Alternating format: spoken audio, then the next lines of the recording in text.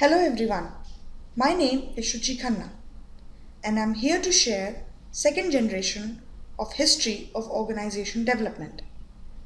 In my first part of PPT, I talked about the origin of OD interventions, which is laboratory training and action research. In the second part of my presentation, the second generation of OD intervention would be including participative management, quality of work life and strategic change. The intellectual and practical advances which we had from laboratory training and action research survey feedback stem were very followed closely by a belief that human relation approach represented a one best way to manage organizations. This belief was later exemplified in a research that was associated by Likkert's participative management style with organization effectiveness. The management style, if I talk about management style, it talks about four style of managements, which is exploitive, benevolent, consultative and participative. To understand in detail about each system, exploitive system actually talked about an autocratic or a top-down approach to leadership. Here, the employee motivation was based on punishment and very occasional rewards. Communication was primarily downward and there was a very little interaction that happened at teamwork level. Decision making and control always resided with the top of the organization. As a result, the performance was very mediocre or average performance. The second approach to management style, which is a benevolent authoritative style, was very similar to the first style, which is exploitive. The only exception was that the management was more paternalistic. Employees were allowed to have a little more interaction, communication and decision making, but within the boundaries defined by the management. The third style was consultative system, which talked about increased employee interaction, communication and decision making. Here, the employees were consulted about problems and decisions. However, the management in the consultative style still took the final decisions. Productivity, as compared to exploitive and benevolent, was slightly better as employees were moderately satisfied with the organization. And finally, the fourth group system, which is participative. This system fosters higher degree of member involvement and participation. Participatory management is a practice of empowering employees of a company to participate in organizational decision making. It is used as an alternative to traditional vertical management structures. And since it calls for empowering of employees of the organization, as a result, it is very effective as participants or employees who are participating in that discussion, their opinion or effort were recognized and were taken care of.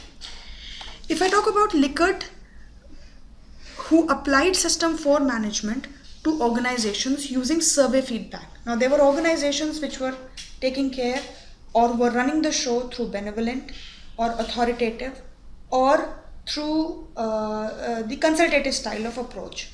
What Likert started doing was that it started using action research as the survey feedback tool and started mapping the organization basis participative style. Whatever the gap they used to get in this participative management, so powerful was this tool that they started finding gaps, and then the organization started working on those gaps to ensure that they reach to a level which called for better performance and better productivity. The survey asked members, the Likert survey that I'm talking about, they used to ask members for their opinion about the present and the ideal conditions of 6 organizational features, which is leadership, motivation, communication, decision, goals and control. In the second stage, once the data was fed, the data between the present situation and the ideal situation, the discrepancy was found. And then taking System 4, which is participative management, as their ideal benchmark, they used to generate action plans to reach to that best fourth condition, which is participative management. Participative management work groups are highly involved in setting goals and making decisions, which calls for improving of methods and appraising results. Communication occurs both laterally and vertically. So it is not just top-down approach, it is down-top approach.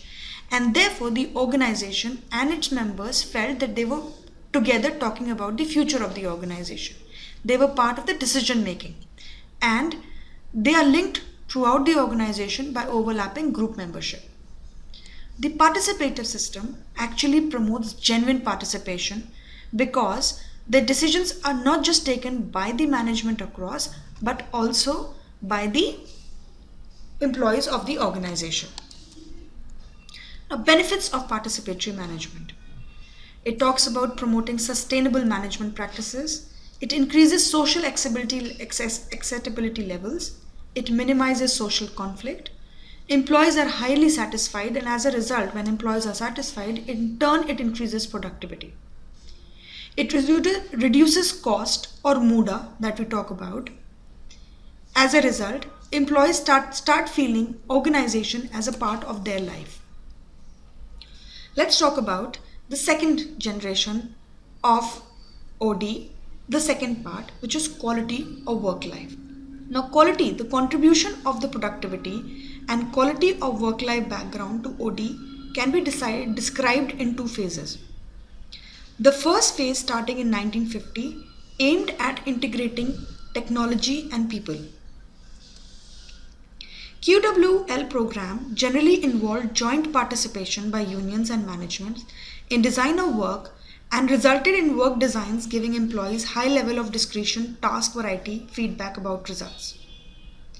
Perhaps the most distinguishing characteristic of these QL programs were development of self-managing work groups as a new form of work design. So these groups were composed of multi-skilled workers who were given necessary autonomy and information to design and manage their own task performance. So, if I talk about the definition of quality of work life, QWL is actually the degree to which a members of work organization are able to satisfy their important personal needs through their experiences in the organization. It's a value-based process. So, talks about enhancement of organizational effectiveness along with improving of quality of work life for employees at work. Quality of work life effort is a systematic effort made by the organization to give its employees a greater opportunity to affect the way in which they do their jobs. So, it was first defined in terms of people reaction to work. The second definition of QL defined its approach or method. People defined QL in terms of specific techniques and approaches used for improving work. It was viewed as synonymous with methods such as job enrichment, self-managed teams, and labor management committees.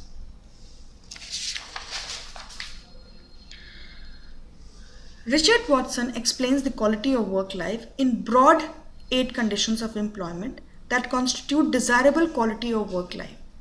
Here, employees were actually asked to design their own work style, which will be, so for some employees, if flexibility was required, other employees wanted quicker growth or adequate salary.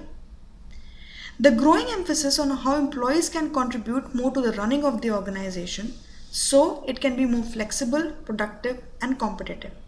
At one point, the productivity and QWL approach became so popular that it was called as an ideological movement.